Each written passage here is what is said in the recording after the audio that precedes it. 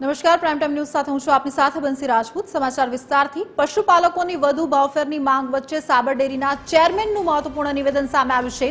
સાધારણ સભા બાદ વધઘટનો નફો ચૂકવાશે। આવનારી સાધારણ સભામાં કરાશે ભાવફેર।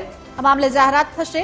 ડેરીમાં ઓડિટ સહિતની કામગીરી પૂર્ણ થયા બાદ સાધારણ સભાની જાહેરાત કરવામાં આવશે। આગામી સમયમાં દર વર્ષે 15મી જૂને દૂધનો ભાવ વધારો આપવા પણ ઠરાવ કરાશે। પશુપાલકો અને સભાસદોને ધીરજ રાખવા માટે ડેરી મંડળની અપીલ।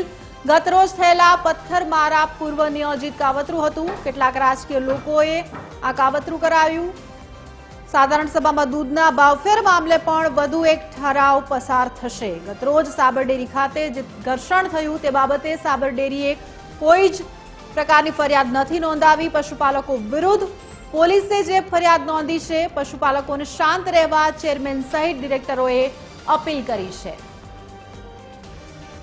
तो जे रीते घणा समयथी चेरमेन अने जे एमडी छे तेमनी राह जोवाती हती के तेओ शुं कहे छे तेमने लईने घणो असंतोष सामे आवी रह्यो हतो। आंदोलननी वात करवामां आवी रही हती तेना लईने निवेदन सामे आव्युं छे। વધુ માહિતી સાથે અમારા સંવાદદાતા નીતિન પટેલ અમારી સાથે ફોનલાઈનથી જોડાઈ ગયા છે। નીતિન, જે રીતે ઘણા સમયથી એટલે કે 3-4 દિવસનો આ સંતોષ હવે જે નિવેદન સામે આવ્યું છે, સાધારણ સભાની જે વાત છે, શું છે વિગતો?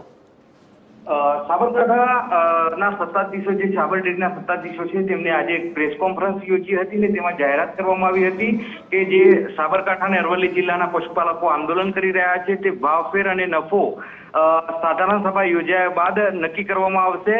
હાલ ઓડિટની કામગીરી ચાલુ છે, જેના કારણે સાધારણ સભા યોજાઈ શકતી નથી અને એના જ કારણે પશુપાલકોને જે આપવામાં આવતો જે ભાવફેર છે તે આપવામાં આવ્યો નથી।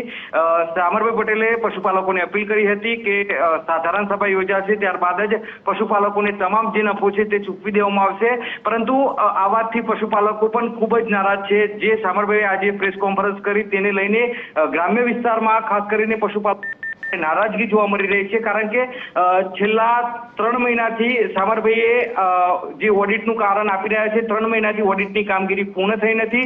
જૂન મહિનામાં પશુપાલકોને જે નફો આપવામાં આવતો હોય છે તે જુલાઈ પૂર્ણ થવા છતાં પણ બિલકુલ નીતિન, સાથે સાથે એક મહિલાનો જે હૈયા બળાપો સામે આવ્યો છે કે જે રીતે કાળી મજૂરી કરીને અમારા પેટ કાપીને અમે લોકો સવારથી જે મજૂરી કરી રહે છે, દર વર્ષે આંદોલન કરીને પૈસા માંગવા પડે છે, જે અમારા હકના છે, જે એસી ચેમ્બરમાં બેઠેલા લોકોને ખબર નથી પડતી। આ તમામ જે વાતો છે તેનો ઉકેલ આવશે સાધારણ સભામાં? સાધારણ સભા યોજાવાની હજુ તારીખ જ નક્કી નથી। સાબર ડેરીના ચેરમેન માત્ર દર વખતની જેમ એક જ નિવેદન આપે છે કે ઓડિટની કામગીરી બાકી છે। સાધારણ સભા ઓડિટની કામગીરી પૂર્ણ થયા બાદ યોજાશે, પરંતુ ક્યારે યોજાશે તે વાતનો ફોડ સાબર ડેરીના સત્તાધીશો દ્વારા પાડવામાં આવતો નથી।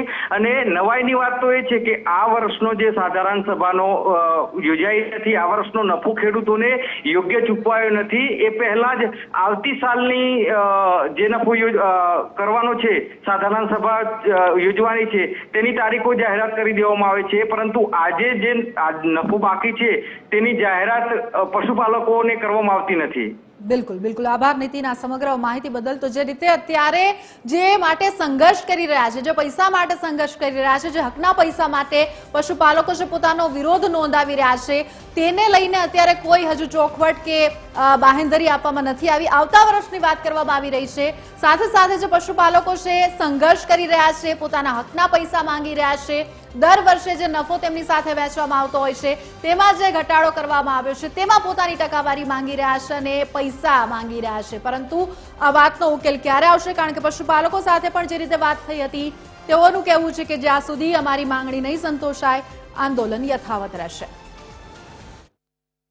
પશુપાલકોની માગણીને ધ્યાને લઈ નિયામક મંડળે ચાલુ વર્ષે રિટર્ન મનીને પ્રોવિઝન તરીકે 960 રૂપિયા કિલો ફેટે ભાવ ચૂકવી આપ્યા છે। છતો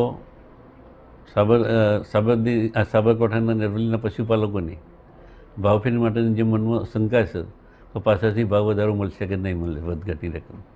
તો દર વર્ષની પ્રણાલિકા પ્રમાણે ઓડિટ પૂરું થયા બાદ સાધારણ સભા મિટિંગની અંદર ભાવની જાહેરાત કરીએ છીએ, ત્યાર પછી ભાવફેર ચૂકવતા આવીએ છીએ।